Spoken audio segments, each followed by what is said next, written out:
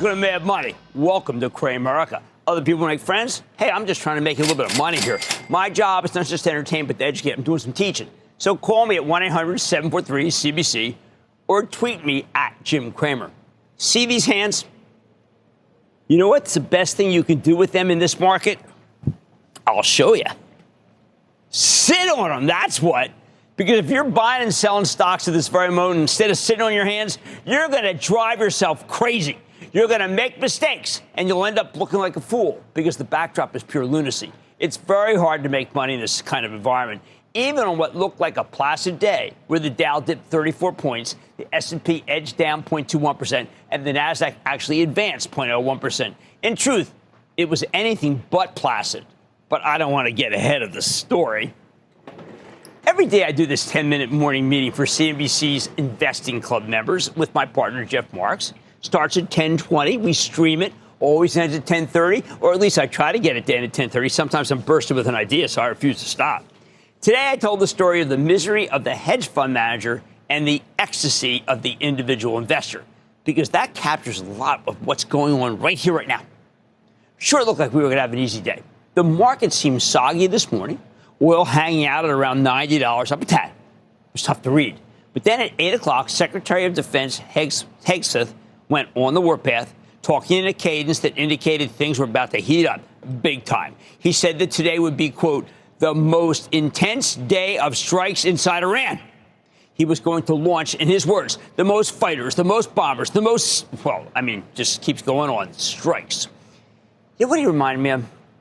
He reminded me of the general in 12 o'clock high, so many years ago, telling the young flyers, the masters of the air, that they were going after the Ploesti oil fields from Romania just to disable the Third Reich once and for all. Or perhaps this would be like the beginning of Big Week, where our planes darken the skies, bombing all sorts of German facilities, including a key ball bearing manufacturing plant for a full week, February 20th to February 25th, 1944. Germany was still a target-rich environment. Then Higgs was switched to Channel Captain John Paul Jones, saying we'd only just begun to fight.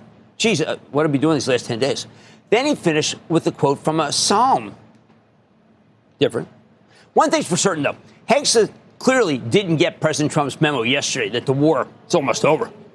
So you'd think that stocks would get clobbered, right? Because he's going to roil up the oil market. We know that if oil goes higher, stocks go lower. If we're going to do daylight precision bombing to take out Iranians' leaders or nighttime saturation bombing to crush their facilities, you can bet that oil will be ready to soar after yesterday's pullback. If you're running a hedge fund, you know what you do? You heard that speech? You would short the entire stock market because it sounded like the kiss of death for stocks. I know I would if I were still running Cramer & Company. Yet what happened? Turns out you ran into a buzzsaw of buying. Centered on the data center, no less. Specifically, the semiconductors that go into the data center. I'm talking about Seagate, Western Digital, SanDisk, and Micron. Why those? Because the CEO of Hewlett-Packard Enterprise said last night on his conference call that there would be no let-up in the memory shortage that's allowing these companies to practically print money. It's going to last a long time. Now, if you're a hedge fund manager who bet against this market this morning because of what Higgs has said, especially you bet against tech, you can't handle the kind of losses you were racking up in the morning. Maybe the short sellers could have held on for a couple more hours because interest rates were going lower, always bad for stocks. But when oil reversed from a short blip up and started to go down, and I'm talking about really down hard, the bears lost the prop they needed, and instead they got their lungs ripped out. It gets tougher for the bears as the day went on. A social media post went up under Energy Secretary Chris Wright's name that a U.S. Navy destroyer shepherded an oil tanker through the Strait of Hormuz. If that's true, then it's game over for the bears. Why? Because Iran's been blockading a stretch of water, and that's been wrecking the global economy. It was practically a death sentence for the short sellers. Can't fight oil going lower. Can't fight the tap going higher. Can't fight the Navy crushing Iran's fleet. You had to expect a monster move higher. The tape ruled. Any hedge fund manager who was still short probably covered and got long. Then CNBC comes out around the peak of the run and says that the tweet was just deleted. Huh? Just like that? There was no tanker. There was no convoy. So, of course, oil starts creeping right back up, and the market stops going higher. In fact, it turns around. It gets worse. Forget convoys. We learned Iranians might be mining the strait. Still, oil goes right back up and finishes down. Instead of being down 15%, it's down only 9%. And the stock gains disappear. Remember, this is not long after the convoy tweet caused most of the shorts to throw in the towel. Do they go back in knowing the big week is starting, that the Iranians are all about feeling the lash, or do they just do nothing? Because who knows what the heck's going to happen now? Incredible. If a hedge fund manager had started short and doubled down on the Secretary Wright bogus tweet about the Navy protecting the tanker, she would have made a killing, crushed it. And that's despite the fact that oil went down 12%, one of the worst days for petroleum in history. So much for my oil goes lower, stocks go higher thesis. You know, it's tough. I know that on a day like today, clients at my old hedge fund would have been expecting me to make money. When you can go up and down, that's nirvana for hedge fund managers. They have to play. If I were in that position, I'd field the calls from my clients who wanted to know how much money they made after a crazy session, to the dollar. Look, I'm an honest guy, so I tell them the bad news, that I got short when oil looked like it went higher, and I covered at the high. You lost. That's what I'd say. You lost money.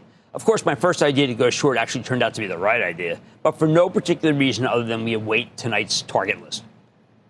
Long story short, this kind of session is poison to hedge fund managers because they feel compelled to take action on days like today. Oh, and after the bell, Oracle posted a good number. I'm sure the hedges will be flying in, take the stock up this morning, and then short it tomorrow. It's going to start all over again. But what about regular individual investors? If you're managing your own money, there's a simple way to handle today's craziness. You do nothing. Why? I think it should be obvious that this kind of action is not conducive to anything. Sure, last night HP Enterprise reported and talked about how memory chips remain in short supply. You might have wanted to join the scrum going for the memory chips, but by the way, they were all up before the market opened. It's much better to do nothing, people. You don't have clients breathing down your neck, expecting you to make them money every day. You can sit on your hands when the situation is this unclear. Of course, it's not an easy thing to do. You hear all day people buying this and selling that, heedless of the tax consequences. You're probably jonesing just to pull the trigger, right? All I can tell you is it's just not worth it. You have no gun to your head, and that's your edge. Do you really want to worry about cabinet-level social media posts or the fire and brimstone rhetoric from the Secretary of Defense? I sure don't. Because nobody's looking over your shoulder. You don't have to parse this stuff. It's a pleasure to not be worried about how you missed the Lam Research move or shorted applied materials and had your head handed to you. I say rejoice. The bottom line, this moment's full of surprises, both positive and negative in that order. Which means when you buy, you have to brave a level of turbulence that only President Trump 2, not the first one, the second, could possibly spawn. The only thing you can reasonably expect here is more chaos. So make your peace with that and stop trying to trade your way to riches. You'll trade your way to the poorhouse.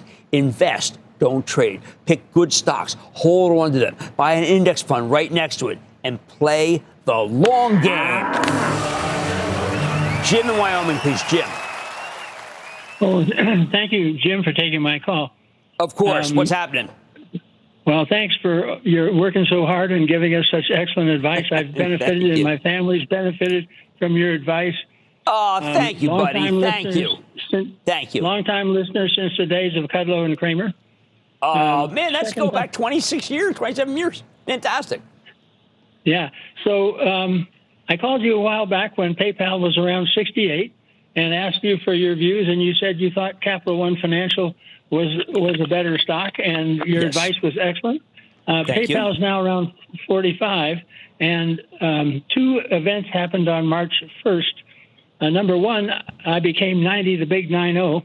But more importantly, Enrique Lores, who's been the CEO of Hewlett-Packard and has been doing a terrific job there, resigned from Hewlett-Packard and became the CEO of PayPal. And he's also been the board chair of PayPal for the last couple of years, so he's very familiar with its challenges and opportunities. And I wondered whether that changes your view in any way on PayPal. Well, first of all, congratulations on being 90. I will tell you, sir, that I think PayPal's a hard stock, a hard company to fix. This price earnings multiple has been going down, down, down, because frankly, it's just not that good a company. And I don't know if Enrique can fix it. And that's the problem. I'm sorry. Let's go to Jerry in Missouri. Jerry. Hey, Jim. Thanks for taking my call. Delighted to have you on the show. How can I help? Jim, last summer you recommended this company and I bought a position. The analysts liked it. You wrote about it in your book.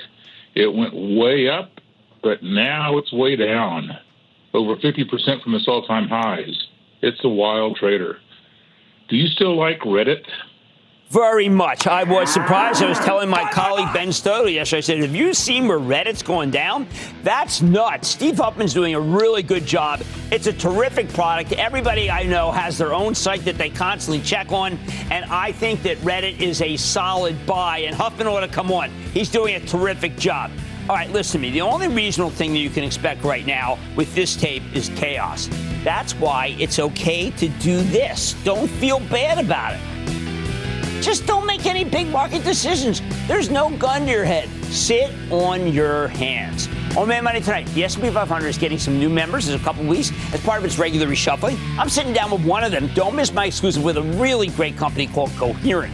Then Medtronic's finally completed its spin-off of its diabetes business. So where does the stock stand now without that? I'm taking the pulse of the company.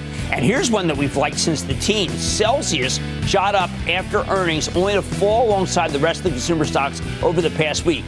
I'm getting the full story from the company's top brass, and I bet you I'm going to like what I hear. So stay with Cramer.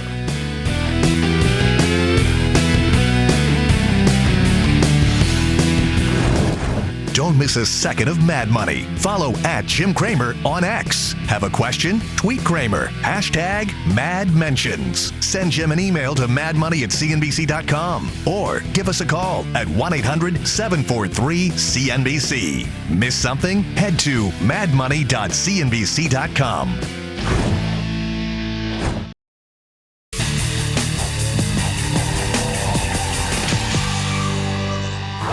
Last night, I mentioned the 4 new stocks that are joining the S&P 500 later this month, including Coherent. That's an optical networking play with a stock that's up more than 40% year to date. This thing's been red hot because it's a data center play. We're talking about clusters full of advanced chips, and they all need to connect to each other. The most efficient way to do that is with optical equipment, including the hardware from Coherent. When these guys reported their most recent quarter in early February, they blew away the numbers, with bookings extending well into next year. Then just last week, NVIDIA cemented the story. They're investing $2 billion into Coherent as part of a broader push into advanced optical technologies. Now, look, my only fear is this one's come up too fast. But then again, there could be a multi-year move ahead for them. So let's take a closer look with Jim Anderson, old hand, CEO of Coherent, to learn more. Mr. Anderson, welcome to Mad Money.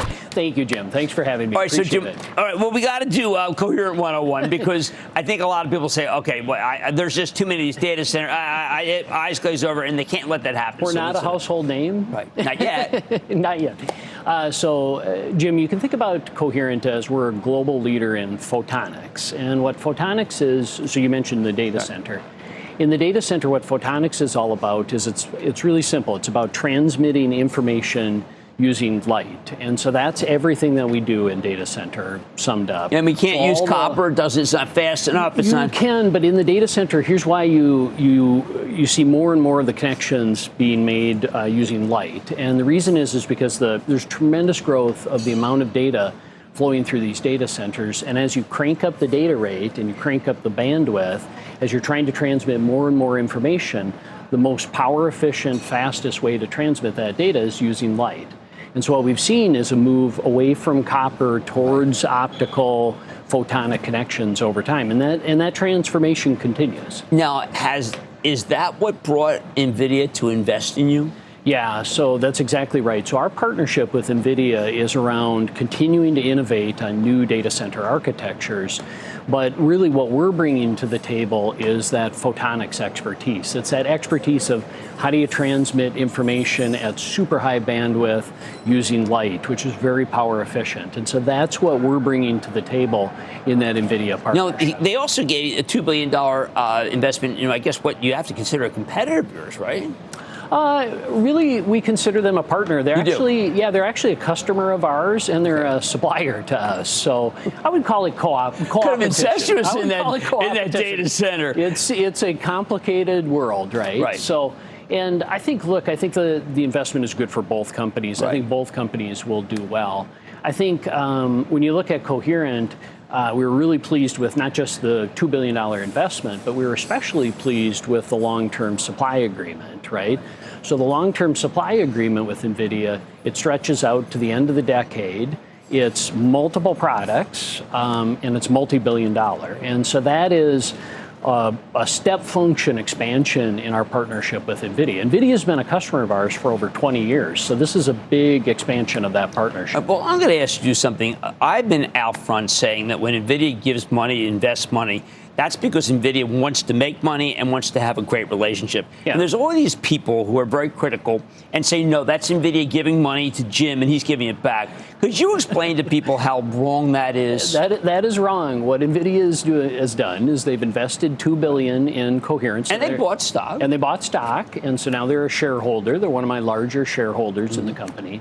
But on the second part of the agreement, the partnership is they're now going to be buying product from Coherent, right? So it's a supply agreement. And what's good for NVIDIA is they get that security of supply, right? So it's really good for both companies. And that really matters because there are certain things that are particular to you. Indium phosphide. Now, I've got to tell you, I'm not a pretender. I don't know what that is, other than that it's hard to get and hard to deal with. But you guys have an expertise. Yeah, we've been making indium phosphide products for over 20 years. And indium phosphide is really the key material that goes into the lasers, which create the light in the fiber optic cables of the data center network, right? So it's basically the light source. Very difficult to design and manufacture at high quality levels. So we're one of the very few companies that have this capability. And so this was one of the key things that we were bringing to the NVIDIA partnership. Now it's more than that. They're using more than just our lasers. We have a broad range of products, but that's definitely a key capability. And this is something that we've been investing heavily in. If you look at our indium phosphide capacity, we're doubling that year over year. And we're building we have the world's most advanced production facility. And where is that? And that's Sherman, Texas. Isn't that something? Great location. Isn't that something? And Jim, this factors into the partnership as well, because NVIDIA loved the fact that it was U.S. manufacturing. So they're investing in U.S. manufacturing. That's a great facility. It's leading the industry with the first 6-inch indium phosphide production, and we're investing in growing the capacity. So, Jim, why do people say that we can't make stuff that has to be in Taiwan, that we don't have the engineers? I mean, here you are, Sherman, Texas is America.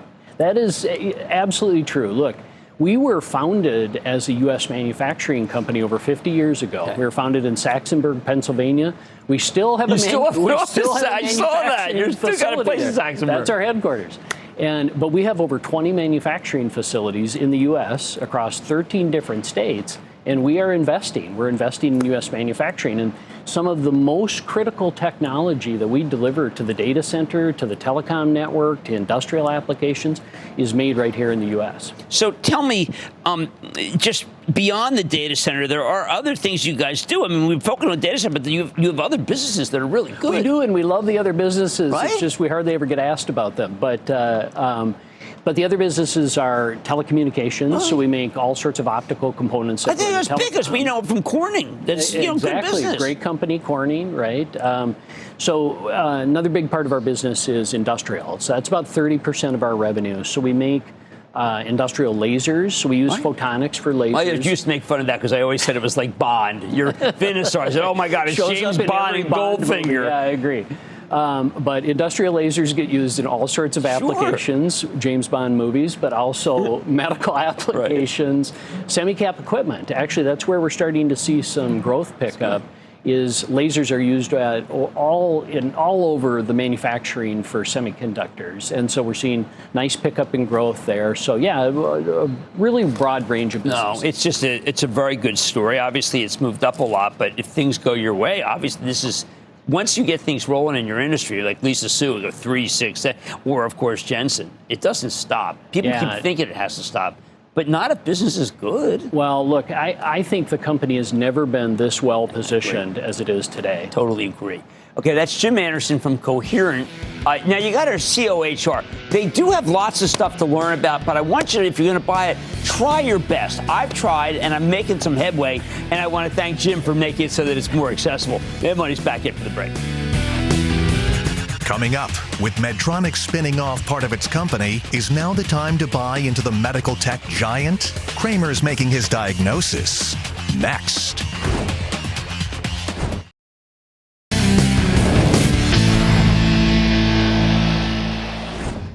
We've spent the last week and a half focused on the war with Iran, and rightly so. But that means you may have overlooked some great individual stock stories.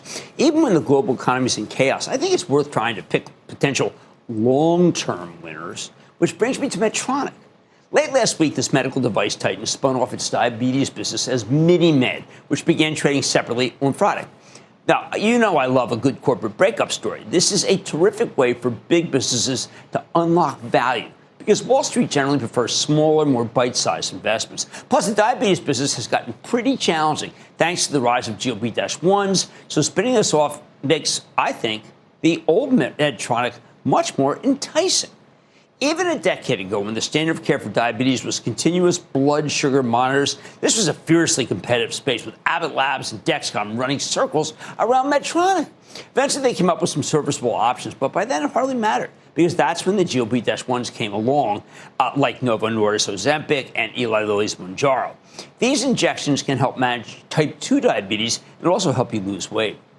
Now, even before the GLP-1s, Medtronic diabetes division had been flat to negative in growth, say from fiscal 2020 through fiscal 2023. It's one reason the stock peaked in September 2021 and then lost nearly 50% of its value as it plummeted to its lows in October of 2023. In fairness to Medtronic's diabetes business, it's been doing better in recent years, posting much better growth numbers, and the stock's done better too, even if it's been stuck in a rut for the last 12 months. I'm thinking this is going to jar it out of the rut. Still, I think the diabetes unit was weighing on Medtronic. Just look at how hard it was for these guys to sell the market on MiniMed. Originally, when the IPO roadshow started 2 weeks ago, they were looking to sell 28 million shares of MiniMed at $25 to $28 a share. In the end, they were able to sell that 28 million shares. Oh, man, they had to price it at $20 to get the deal out the door. Then on Friday, MiniMed opened down at $19.05. Yeah, and it kept getting clobbered. Yesterday, it finished the session at $18. 20 was clearly too high. Today, it rebounded 1.8%, but you know there's clearly not a lot of enthusiasm for this one. Of course, last week would have been a bad time to price any IPO. But Medtronic was clearly determined to make this MiniMed offering happen as soon as possible. And to be clear, Medtronic's not quite done with the business yet. See, Medtronic still owns 90% of MiniMed. They said they just plan to distribute these shares to shareholders by the end of the year. Hey, by the way, that's why Medtronic kept getting hit after the MiniMed IPO. Every time MiniMed goes lower, Medtronic stock is worth less too, until they finally do the distribution. Needless to say, I'm not interested in MiniMed at all. Thanks to the GLP-1s, diabetes no longer a growth business. But I absolutely think that a slimmed-down Medtronic, well, that could be worth something. With the spinoff of the diabetes division, Medtronic can now focus on its three remaining businesses: cardiovascular, neuroscience, and medical surgical. All of these businesses are much larger than the diabetes division was, vast total addressable markets. They're growing at either high single digits or mid-single digits. I'd like the mid-single to go higher, but bear with me here. Let's take these units one by one. Cardiovascular division, which is the largest division and the one that's doing best right now. After posting 6.3% organic growth in fiscal year 2025, which ended in April of last year, the cardio business has posted organic growth of 7%, 9.3%, and 10.6% in the last 3 quarters, going in the right direction. In other words, Medtronic's largest business unit has been accelerating revenue growth, ARG, even as a mature business. That's fueled by the strength in their cardiac rhythm and heart failure subdivision, which had 17% organic growth in the most recent quarter. They have terrific technology for minimally invasive heart procedures. Medtronic has real leadership here, which is why every part of the cardiovascular business is in growth mode. Peripheral vascular health is up high single digits. Cardiac rhythm management, cardiac surgery, and coronary and renal denervation are up mid-single digits. And structural heart is the laggard of the cardio unit, but even that was up low single digits in the latest quarter. Now, Medtronic's next largest division is this one bothers me because I think you can do much better than it's doing. It's neuroscience. At a 5.2% organic growth in fiscal 2025, it's been decelerating in the growth rate this year from 2.5 to 4% growth in each of the last 3 quarters. I don't like that. There are still some areas of strength here. Cranial and spinal technologies growing at a 9% clip in the United States, with core spine business up mid-single digits. In February, Medtronic also got FDA approval for a new product, an AI-driven platform that helps perform robot-assisted spinal surgeries. My hope is that with MiniMed gone, maybe they can focus on making the neuroscience division much stronger. That can be a very fast-growing business. Finally, there's the medical surgical unit. This probably has the most upside. This business had flattish growth in fiscal 2025, but it's done a bit better of late, averaging 2.1% organic growth through the last 3 quarters. Here, Medtronic's endoscopy business was up 10% in the most recent quarter, with their acute care monitoring unit putting up high single-digit growth. While the surgery subsequent has been holding back this division's overall numbers, their Hugo robotic-assisted surgery just had its first installation in the United States last month. Over time, that platform could turn things around. I think that could be a huge business and be like Intuitive Surgical. That's how good it could be. Now, taking a step back, I like Medtronic because the company has solid growth. It's extremely profitable. And if you're worried about Iran torpedoing the global economy, well, this thing's recession-proof. For their fiscal 2026, which ends next month, Medtronic is expected to put up nearly 5% organic growth, as well as 5.6% earnings growth. But for next year, Medtronic's already guiding for accelerating revenue growth and high single-digit earnings growth.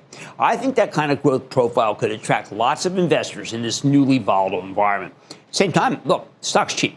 It's trading 16 times this year's earnings estimates, less than 15 times next year's numbers. That's way low. And not only that, but the yield's 3.2% in the current level. This is a really good story. Here's the bottom line. Now that Medtronic has taken their diabetes division public and plans to distribute the remaining shares to its investors sometime this year, I am much more bullish on the stock than I have been in ages. With diabetes gone, Medtronic can focus on its already solid core businesses. At these levels, I think the stock's simply too cheap to ignore.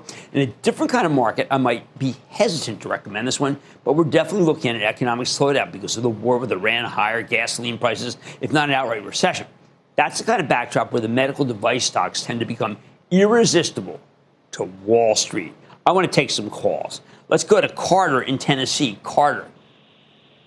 Jim, with the Medicare Advantage rates about to get renegotiated here in a couple of weeks, do you think now's a good time to start a position in UNH? Well, look, I'm not going to analogize directly because I know they're different companies, but when I saw what happened to Centene, which you know is a very good company today, it just took my breath away. Centene down $7. And I'm just afraid that this thing is just too topsy-turvy. Could that happen to United Health? Look, when you're in Medicare and Medicaid, the answer is yes. And that does worry me. I'm going to say no to UNH, even though they've got that great Optum vision, do so many good things. I don't want to touch it. Let's go to Dave in Texas. Dave. Yes. How are you, Jim? I am Dave. Good, Dave. How you doing? All right. The reason I called is Berkshire Hathaway. I noticed that they don't seem to be participating in the recent rally relative to oil stocks, yet they have a huge investment in Occidental Petroleum and a substantial investment in Chevron. Are people missing that? I think that they're trying to get their arms around the fact that Warren Buffett's no longer running.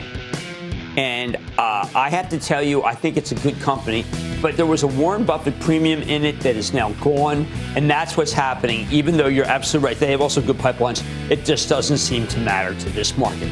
Now, I'm more bullish on Medtronic than I have been in ages. I think at these levels it's become too cheap to ignore. Much more mad money ahead, including my exclusive with Celsius. What's ahead for the energy drink maker in turbulent space for consumer stocks? I'm hearing from the CEO. Then, I have a suggestion for the private credit companies if their loans are as good as they say they are. I'm telling you what it is. And all your calls, rapid fire in tonight's edition of the Lightning Round. So stay with Cramer.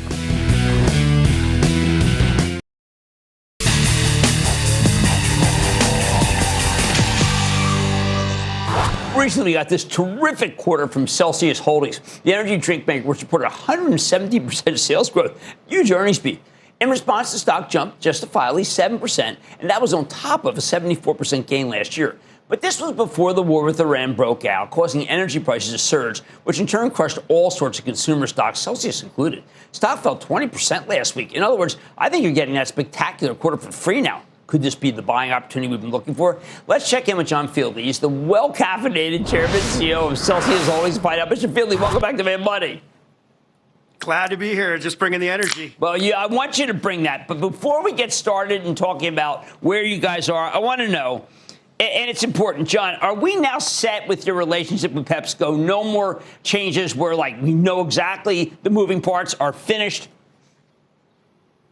Yeah, Jim, I mean, when you're coming off the heels of 2025, we've really restructured this organization, our portfolio. We went from a singular brand since last time we were here to a portfolio of mega brands. We'll dive into that with Celsius, Alani, and Rockstar. And we're the category captain of the energy category for Pepsi. That further strengthens our capabilities. We're strategically tied in, managing priority periods, and we're leveraging them for the best-in-class distribution and execution out there. So we further enhance this and also the capabilities in the organization. I am struck by what you've done with Alani Nu. I mean, whether it be the Cherry Bomb, which I guess is done. We can't even get a Cherry Bomb. Or whether it's the growth that you've been able to turbocharge here. What made this thing become the juggernaut in the industry? Yeah, it's phenomenal. We transitioned over to the Pepsi distribution network December 1st with Alani, brought in Cherry Bomb, and now we're launching Lime Slush right now in retailers. Jim, we're expanding the category. You look at this powerhouse portfolio, Celsius fitness lifestyle brand. We're bringing incrementality, male, female, 50-50. You got Alani, a female-focused brand that's inviting and approachable with really fun and great flavors and profiles. So we're really capturing a new segment, new consumer within the energy category. And females are coming into the category more than ever before and increasing their consumption. And we're really capturing it with our total portfolio approach. Well, it sounds like the family of brands is now popular at Walmart, at Target, at 7-Eleven, Dollar General. What kind of shelf space are you getting? Oh, we're excited this year. We're anticipate 17% growth in Celsius. That's more space gains. And Alani is going to get over 100% distribution gains this year. We're right in the middle of resets. So resets are starting. They'll take place towards the end of spring. By the time getting to summer, we'll be fully reset. But we're expected to get a lot of distribution gains here, which we're excited about. And also the biggest opportunity is the convenience channel. And both Celsius and Alani have been outgrowing the category growth rate in convenience, which is still 60% of the energy drink category. How about Rockstar? I bet you can energize that. I mean, that's a big convenience store. We always see it there. And yet I was surprised how little growth it has right now. John Fieldy has not been able to get that one going yet, has he? We're just getting started with it. We have some great marketing. We know how to connect with consumers in a cultural way, in an emotional way. We're going to bring back Rockstar. Lots of opportunities there. That's that core male consumer, which you look at Celsius and Alani, really hasn't really resonated well. But that's the big opportunity. It's over 50% of the category as well. And it goes head-to-head with some of those larger brands in the category. You know, John, I've been thinking, you're the first person that has come out. At my restaurant that I used to own, we went from being a cocktail place to being a mocktail place. It's 50-50. You're the first person that's come out and said, you know what, mocktails are for real and they're growing, that they're not just a passing phase, right? Yeah, what we're seeing in the energy category, over 30% of consumers that are consuming energy drinks in social occasions. And we know what's happening with beer and liquor sales. They're supplementing that. Energy is perfect for it, and our portfolio is perfect for it. When you look at right here, I have a pink lemonade ready for summer. We have, talk about some of the other Cherry Bomb flavors. We have dirty Alani flavors and mocktails written up that are doing extremely well in bars and restaurants as consumers are looking for alternative choices and spanning social occasions. We're also seeing consumption of energy drinks with meals, breakfast, and at lunch. So really seeing the energy is becoming part of daily lifestyle, daily routine, which we've talked about on several times last time we were on the show. So we're capitalizing on that as more occasions are coming within this category. Well, we use drinkers of your product in our office, and I found out that some of us like fizz-free. I don't know what that would possibly be like, but apparently it's okay. That's phenomenal. That's our big push this quarter with Celsius Fizz-Free, getting ready for summer. That's a big segment within the energy category that's really been untapped. And our Celsius Fizz-Free line tastes phenomenal and is really refreshing for this summer. So I want people to understand that this is a story. I'm taking this phrase from you. More people, more places, more of it. More people, more places, more often. That's our core strategy. You look at the portfolio, you look at the distribution gains, you look at the consumption occasions, and then we're going global. We're taking over the world. This week, we announced expansion into Spain. I had a team down in Australia kicking off the F1 inauguration and the first race of the year. We've expanded internationally. We're investing in resources as well, and talent and capabilities within this organization, and we're excited about this opportunity we see. Do any of the Alani new people, did they stay on? Because, boy, I got to tell you, they must be working well with you. They did. They have. We have a variety of those key partners and key strategic team members stayed on. Where we see synergies and opportunities is with our sales organization, field marketing, the back end as well. But we've taken a lot on as we further integrate. There's a lot of work here. We've been hired over 200 staff members in the first quarter of this year. So really excited. We're going big. We see the opportunity. We're capitalizing. We're building the infrastructure.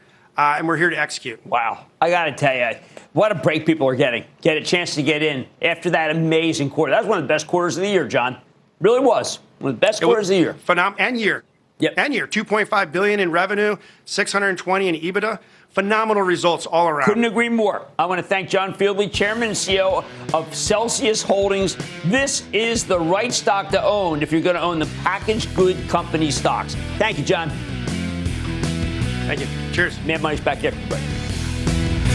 Coming up, you've got questions, Cramer's got the answers. Get charged up for a fast fire lightning round. Next.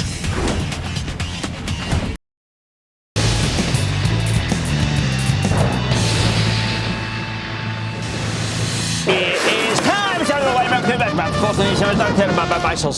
No course, everyone must have first equipment. So while you plan this out.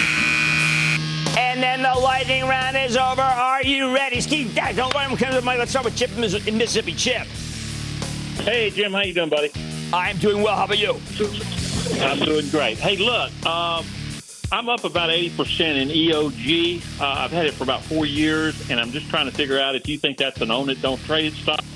No, I think that it's still, because it's oil and gas, you got to trim. I want you to sell half. I want you to sell half, and you do that tomorrow. Sorry, Apple. I hit it a couple times, and it's SOS time. Oh, here we go. So we got someone who's in the SOS world. Let's go to Craig in California. Craig. Hey, Jim, if I can get your thoughts on American Express, please. Yes. Now, people have the long lives out for American Express. It's at 303. It's all the way down from 387. And I'm going to tell you what I would do. Go against the sellers. I think American Express is a great company. I would buy some right here and then leave some room, buy some at 290, and then get longer if it gets to 280. That's the way I play it. Let's go to Nevada. Jay in Nevada. Jay. Hey, Jim. How's it going? Not bad. How about you? Good. Long-time club member. Excellent. I ran into this stock last summer and picked up a half a position, added to it in November. It's done pretty good for me. It's a infrastructure services play. It just got downgraded today, unfortunately. Ticker symbol PRIM. Oh, that's a good company. Who would take? Well, look, I think that someone might want to downgrade it because it's up so much, but not because it's a bad company. I want you to stay long that company. I think it's good. I want to go to Sam in Pennsylvania. Sam. Jim, got an interesting one for you. This is a chemical company based in the Netherlands. We're looking at LyondellBasell. The company's the largest manufacturer. Oh, my. What a home run right here because of polyethylene. You're in a good one. I'm going to give you a twofer. I'm going to throw in Dow. Those are the two that are working. I say good move, sir. Let's go to Romeo in New Jersey. Romeo, where art thou? Hey, Jim. Booyah. I'm calling about a golden nugget that you gave me last year. It's called PSIX. Oh, we like that company. We like that engine. What the hell is that doing down? It's down. It's been cut in half. That's crazy. They're doing very well. I have to call Ben Stoto, and we're going to have to do a workup on that one. I'm not letting that one just go one off like that. Let's do work. Okay, I need to go to Dave in Illinois. Dave. Dr. Cramer, congratulations later on in the week on completing your 20th season of Mad Money with Jim Cramer and starting your 21st. There you go. Absolutely true. About to change the graphic at the beginning of the show. I'll get on that immediately. I do that too. I do it on my iPad. What's happening? Jim, this $20 billion Cayman Island headquartered company shares space with Marvell in high-speed Ethernet connectivity solutions for computers, servers, routers, and the like. Last December, you declared them a winner, but cautioned investors about customer concentration and insider trading. So, Jim, is Credo Technology Group still a winner? I think it is. I just like the others better, Dave. And you know when I speak that way, you know that I like, there's lots of stuff within the data center, including Marvell, that I think's better than Credo. But thank you so much. And yes, we're almost done the 20th. And that, ladies and gentlemen, the conclusion of the Lightning Round. The Lightning Round is sponsored by Charles Schwab. Coming up, as we wrap up another busy day, Cramer has some final thoughts. Don't miss his No Huddle. Next.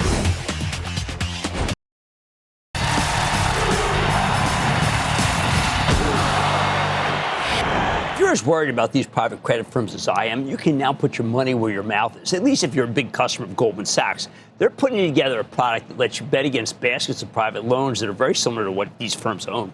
Now, this kind of product is very risky. Sure, you may look at these portfolios of these places and say, I can't believe they own that junk. But the situation is a little more fluid than you might think. I'm not saying that I'd be buying some Blue Owl stock, but I am tempted to buy some Blackstone, because when they opened the gates and more people wanted out than expected, employees put up their own money to meet the redemptions. That's a real class act. I don't like private credit because I think your upside is pretty capped and your downside can be huge if a company defaults. There are safer places to get income. But betting against these funds? First of all, why would you ever bet against a pile of loans? What makes you think that their loans are all going to go bad? The prevailing wisdom says that these firms have loaned a lot of money to heavily indebted software companies that will be crushed by AI. The pessimists think it's so bad that it could do real damage to these private credit funds themselves. It might be a vicious cycle down for these bonds when scared investors take every chance they can get to take their money out, sending the bonds still lower, maybe below what they're worth. It's not that easy, though. Let me give you an example of what Goldman Sachs might be shorting. Right now, some of these funds have issued loans to a company called Zendesk, which is an enterprise software company that went private for $10.2 billion in 2022. Zendesk helped automate the call center, making employees more efficient.